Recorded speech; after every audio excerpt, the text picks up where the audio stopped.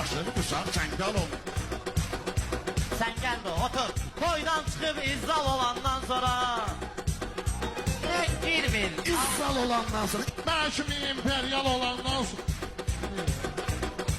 Akıl ehmal olandan sonra. Ha bu da geçmiş. Korkuram benden intiye, şair olup diye.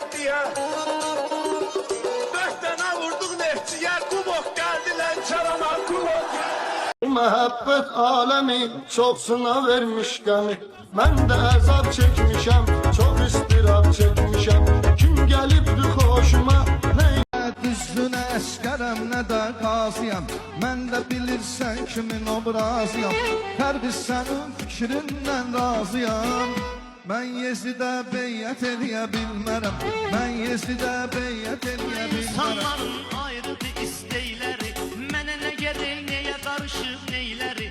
Mən bax özüm başıma gələn şeyləri, bəziləri tək başıma gələn şeyləri mən yazıb rəvayət eləyə bilmərəm.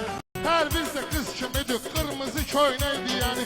Elçilər deyənməyir, qapımda karvan deyəni. Kardeşim sen kırmızı renge çok rüşkənd eləmə.